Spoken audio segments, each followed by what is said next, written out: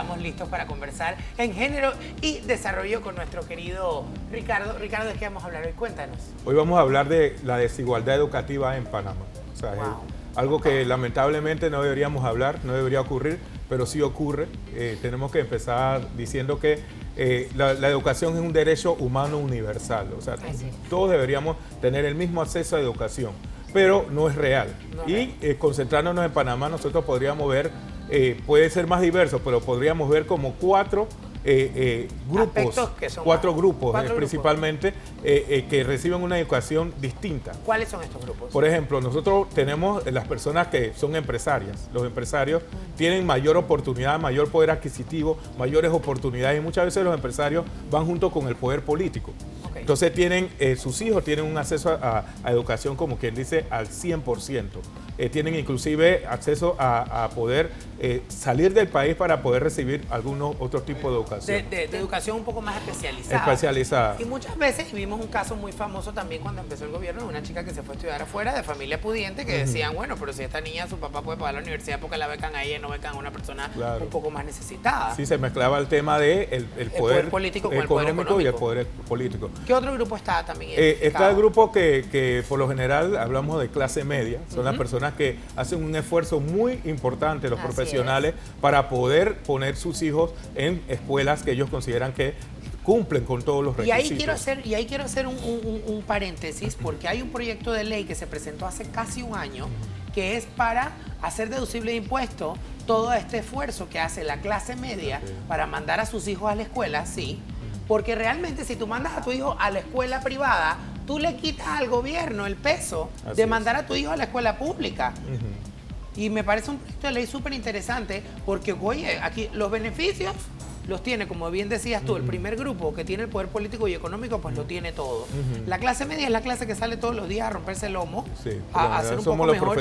Y entonces la clase baja tiene miles de subsidios. Entonces la clase media es una clase golpeada de una manera diferente, y a mí me parece este proyecto de ley que bien llevado es un beneficio fiscal para las personas que salen todos los días a trabajar. Antes de entrar a los otros grupos, es importante aquí aclarar que la calidad se va cambiando en la educación. O sea, no reciben los chicos y las chicas la misma calidad de educación cuando decíamos al inicio de que es un derecho humano universal. Entonces hay que llamar la atención en ese aspecto. Entonces muchas veces las personas a nivel profesional hacen como un esfuerzo adicional para poder meter a sus hijos buscando la manera de que mejore la calidad de educación que reciben. Para que mejore su estilo de vida en general de toda la familia y de sus hijos. De hecho, hasta que esto me pone a mí en una controversia bastante rara, porque es un derecho universal la educación, sí es cierto, pero también yo creo que debe haber cierto grado de competitividad. ¿En qué sentido? En que realmente si Josie Jiménez, Alexis Citó, Marcela Barnes se esfuerzan más que otras personas que recibían de los subsidios, ¿por qué entonces también vamos a tener igualdad en todo lo demás? Si yo me estoy esforzando más, yo también quiero que mi hijo sea mejor y yo le estoy pagando una educación mucho mejor porque me estoy esforzando. Yo creo que también esto nos puede llevar a un conformismo social, el cual vamos a crear, entonces vamos a romper la brecha, entonces vamos a terminar todos siendo subsidiados y una clase de una familia rica que nos que son las que rigen el gobierno, entonces nadie va a llegar hasta allá algún día.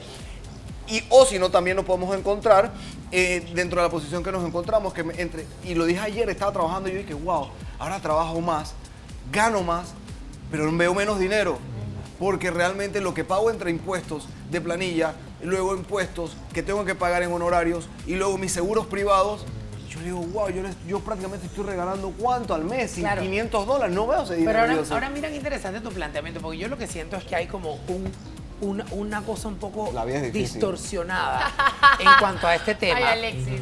Porque lo que tú dices, una de tus primeras premisas es precisamente la calidad de la educación. Y es que todo el mundo en Panamá debería tener acceso a la misma calidad de educación. Todo el mundo. No es ni que, ya mandé al peladito para la escuela y aquí, por ejemplo, nos estaba diciendo Jorge que su hija a veces va a la escuela 2 horas. ¿Qué aprende una persona en 2 horas en la escuela, en una escuela pública? Cuando otros niños van 4, 5, 6 horas a la escuela y reciben mucha más información de profesores mejor calificados y mejor pagados. Entonces, si usted que vive y que es panameño y que solo por el hecho de ser panameño y por estar en el suelo de la Constitución le garantiza a usted que el Estado le va a dar salud y educación igual para todo el mundo. Y no es de que, no vaya a hacerse una prueba en el seguro porque el yeso nada más la ponen en la privada. Ahora ¿sabes qué? Hacia allá de hecho iba orientada mi pregunta, porque me llamó mucho la atención cuando mencionaste calidad de educación. Históricamente en Panamá, muchos de los líderes o personas sobresalientes de nuestro país son personas que venían, entre paréntesis, de estrato social bajo. Así, de escuelas públicas. O sea que en Panamá y de escuelas públicas. Yo conozco mucha gente, incluyo una tía mía que está en México, que se graduó muy bien de colegio público José Lórez Moscote y pasó a ser una de las directoras de un hospital muy importante en México hasta la fecha. Te pregunto, ¿a qué atribuyes tú la desmejoría de la educación en Panamá? ¿Tú crees que es que la educación ha empeorado? Porque veíamos antes que se alcanzaba los mismos niveles, digamos, de éxito de personas que venían, ¿sabes?, de ambos estratos sociales, ya sea clase baja o clase alta. Mira, y me permite ahora entrar al tercer grupo, y es muy importante los comentarios que hicieron, porque en el tercer grupo están las personas que no tienen el poder adquisitivo para poder pagar por una escuela privada. Entonces, son las personas que asisten a la escuela pública. El nivel de la escuela pública ha bajado. Ha bajado, no hay, no hay implementos, no hay lo que decíamos hace un momento que en Panamá... No le pagan a los profesores, no le pagan empezando en tiempo. mal. En Panamá por ejemplo, hay varias escuelas que están dando por módulo, porque la escuela se está cayendo. Entonces, lo que decía Marcela es sumamente importante. Antes, años atrás, los que venimos de escuelas públicas, yo vengo orgullosamente del Instituto José Lórez Moscote también, Somos dos. teníamos una calidad de educación que se comparaba con cualquier otro nivel, o sea, era al mismo nivel. Entonces, ahí es donde entra el tema de la desigualdad educativa que estamos teniendo en Panamá. Eso es lo que me refiero, estandarizar la educación, que todos tengamos derecho a un cierto tipo de educación estandarizado y luego crearlo competitivo, donde realmente tú por tus propias cuentas, por el hecho de querer mejorar, por el hecho de querer destacarte más que los demás, puedas lograr mediante, obviamente también tienes que hacerlo accesible a una mejor educación enfocada a tu talento. Pero lo que sí no estoy de acuerdo es que estoy sufriendo una crisis de la mediana edad. Ahorita mismo me estoy sufriendo esa etapa y la estoy plasmando a ustedes, pero realmente como que, lo siento, tengo que hacer un stand-up comedy de esto. Entonces, realmente, es como que querer ser mejor, pero a la vez lograrlo. Lo que estamos viendo ahora es que tú quieres ser mejor. Hay muchas personas que quieren ser mejor. No lo podemos lograr realmente por la cantidad, la desigualdad, la brecha tan grande. Nosotros nunca seremos millonarios ni ricos, si podemos llamarlo así, en base a dinero. O nunca tendremos las mismas posibilidades de esas personas que controlan el país. Sí, pero ahí hay un punto sumamente importante. Y regresamos al tema de la calidad y de la igualdad. O sea, nosotros tenemos, nuestros sistemas tienen que garantizar que el niño, desde su primer entrada al sistema escolar, tenga las mismas cualidades. De ahí hay diferencias. También la educación tiene que tener la capacidad de identificar los talentos, porque no todos vamos a ser chefs, no todos vamos a ser biólogos en mi primera carrera. Yo era el bruto de la escuela. O sea, cada uno de nosotros va a ir viendo a través. Entonces, el sistema educativo debería tener esa capacidad, porque así va colocando a las personas que en la sociedad van aportando. Entonces, pero si ni siquiera les da al Ministerio de Educación y al gobierno de Panamá para pagar $600 por cabeza a una persona que se mete 8 horas de lunes a viernes a hacer supuestamente en nuestro país un mejor Panamá, ¿a dónde vamos a llegar? Ricardo, quiero también que hables del cuarto grupo. Entonces, ¿hay un cuarto grupo que entonces ni siquiera tiene acceso a la educación pública? Por lo general están en las comunidades indígenas. Están en las comunidades indígenas. Para poder acceder a una escuela, tienen que caminar cantidad y muchas veces no tienen los implementos. Sobre todo por el área, comunidades rurales también en comunidades urbanos marginales. Aquí en la ciudad también hay personas que no tienen la capacidad para poder entonces educar a sus hijos. Ahora te pregunto, hay estos cuatro grupos. Hablamos de calidad de educación. Pero yo pienso que también hay un punto que se nos está escapando que tiene que ver con el tema de la calidad de la educación. Y es que tú puedas tener la opción. Así es. O sea, no solamente que exista la calidad de la educación, es que si tú puedes tener la opción de mandar a tu hijo a la escuela privada y todas las personas también puedan tener la opción de mandar a su hijo a la escuela pública. Pero ya hay una desigualdad cuando ya hay personas que no tienen la opción. Así es, no tienen la opción. Que simplemente no tienen la opción. O sea, porque yo nunca voy a poder lo que pasa es que el sistema privada. educativo debería ser igual, lo que decía un poco Alessi, igual para todos. Es el estándar. ideal.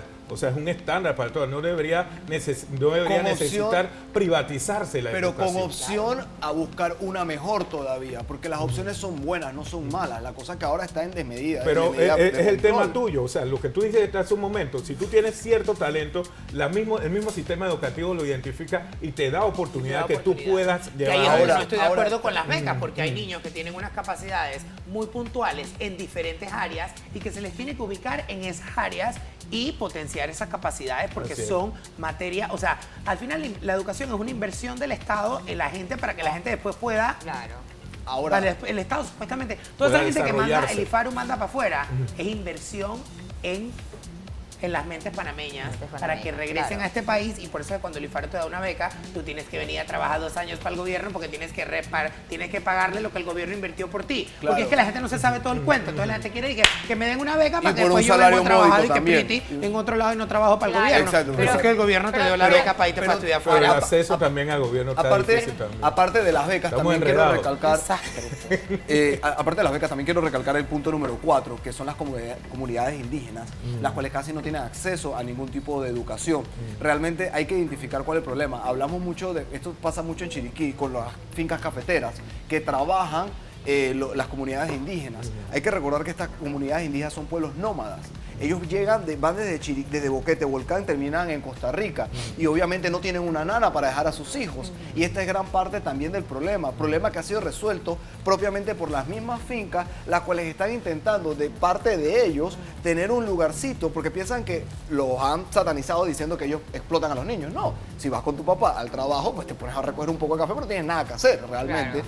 Y están teniendo escuelas donde pues básicamente los están ayudando. Es manera también una parte en cultura de estas comarcas y hay que aceptarlas, hay que identificar los problemas. Pero mi pregunta más allá es, ¿por qué después de tantos gobiernos, y siempre lo digo, después del gobierno de Omar Torrijos, en adelante fue Omar el que ha hecho más por el pueblo y ha ayudado más al pueblo? ¿Por qué nadie se ha preocupado entonces por el pueblo? ¿Por qué tanta desigualdad? ¿Será que a los ricos les conviene? Claro, porque hay un grupo que le sirve a otro grupo. Lamentablemente hay que decirlo así. Entonces ha ido incrementándose a partir de los últimos años esta situación. Seguimos Y hay que viviendo llamar la oligarquía. atención en eso, porque el tema de la igualdad educativa es un tema básico, lo decía yo sí hace un momento, para el desarrollo de los países. Entonces muchos de los problemas que tenemos ahora, que se están incrementando, tiene que ver con esa desigualdad que se ha mantenido en la Aparte, educación. inclusive, perdóname Marcela, que no quiero que se me vaya la idea, de lo que dice Alexi de las comunidades rurales o de las comunidades donde hay agricultura, precisamente en los países desarrollados, hay incentivo para estos Claro, lugares para donde se eso sabe que estas personas no van a ir a la universidad a ser Y se abogados ni ajustan los arquitectos ni nada. sistemas. Se ajusta el sistema y se dan incentivos para que las personas se queden en el agro y trabajen en el agro, pero si aquí están comprando arroz Y afuera, quiero- ¿qué incentivo va a querer la gente? Y quiero decirles algo, que le den? estas personas que tú dices, Yossi, que no tienen acceso a estas grandes educaciones, realmente son muy respetadas en otros países. Yo le digo la oportunidad de Francia y es la oportunidad donde puede ver muchas cosas. Estas personas realmente sus técnicas de conocimiento de agricultor, de ganadero, Ese es otro de punto. corte. ¿no? Se En pasa los de restaurantes no... generación en Ok, generación. para que usted sepa, en los restaurantes no necesitaba un carnicero dentro del propio restaurante. ¿Por qué? Porque la cultura de ellos era que la propia persona que te vendía el ganado, que te vendía la pedazo de carne, tú le pedías tu corte especial para crear una mejor receta. Entonces también le economizabas al chef. Pero aquí realmente, ¿cómo se traduce todo esto? De que realmente nosotros los chefs no tenemos la oportunidad de hacer algo distinto, porque el costo operacional de un restaurante es tan grande Claro que que tú no nos tienes damos que- abasto porque tengo que venderte caro y tú dices que ven acá. Esta lechuguita, esta cosita aquí, tú me dices que interpretaste el plato y no sé qué, sí, y qué, pero sí, está bien, pero Y que necesito está un equipo platito de- manchado por 25 palos. Exactamente, pero entonces no tengo cómo bajar los precios. Mira cómo se traduce todo lo que estamos hablando. Déjalo, yo le ¿Cómo, estoy cómo dejando. se va traduciendo y la gran problemática cómo es? Porque tú piensas que el pelado no estudió, pero mira cómo ese problemita nos causa millones de problemas Claro, más. porque cada uno de los conocimientos son valiosos. Claro, Y todos ese los es el tema conocimientos son también que la educación actual ha marcado. Piensa que hay ciertas carreras y ciertos conocimientos que son los que valen y otros no. Entonces estamos perdiendo de vista también podemos ser todos abogados y arquitectos. todo Claro. el conocimiento cultural y artesanal. Hay Ok. distintas culturas acá en Panamá. Tenemos 7 grupos indígenas. Entonces la educación tiene que adecuarse inclusive a su cultura y a sus Exactamente. idiomas. Yo te entiendo perfectamente esa parte, pero te puedo decir, por ejemplo, y yo lo mencioné alguna vez en este programa, que en los colegios privados, donde hay más especialistas, donde se le presta mucha más atención individual a los niños, porque son vistos como clientes, se habla ahora de un término que se llama street smarts. Y son esos niños que tienen inteligencias que no son las básicas académicas de matemáticas, ¿sabes? Así de es. todas estas materias académicas que en el colegio público son la base de que si pasas o no. Así es. Pero esos son los colegios privados donde tú pagas por ese servicio. así En Panamá es muy difícil que estos profesores que sí se educan para estudiar las asignaturas básicas, también tú les des un entrenamiento para que ellos puedan ocuparse de otras cosas que en los colegios privados hacen los especialistas.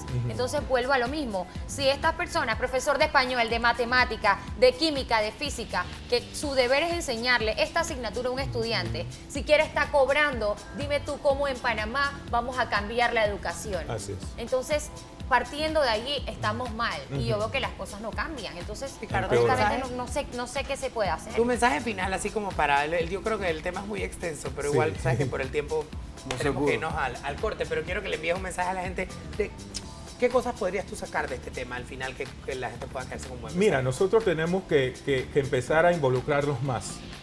Estamos dejando toda la situación en las personas que lideran y bueno, esa era su función, pero yo pienso que las personas comunes, lo que estamos viendo en televisión, todos tenemos que involucrarnos más. Hay algo que se llama la comunidad educativa, que la conforman los padres y madres de familia, los docentes y los alumnos, las alumnas. Entonces, todo ese grupo tenemos que empezar en nuestras comunidades a decir qué es lo que necesitamos y hacer los cambios desde la base hasta la parte donde tiene que llegar. Así es, y muchísimas gracias por iniciar mencionando a los padres, porque en los tiempos de antes, señores, y tal vez usted pasó por eso, mi mamá, mi papá, léete un libro y te enseñaban cosas que iban más allá de simplemente lo académico. Y los papás hoy día sienten cuando hablan de educación que hablan de la escuela. No, señores, nosotros como padres también somos educadores y es importante porque el futuro de sus hijos depende también de lo que usted le enseñe, no solamente esas horitas que pasan en la escuela. Con esto nos vamos a un cambio comercial. ¿Ya nos diste tus redes sociales? Sí, como no, como siempre ya saben, @MejíaMillerR es el Twitter y siempre voy a estar acá en allí. Así es, para seguir creando polémica con estos temas tan interesantes.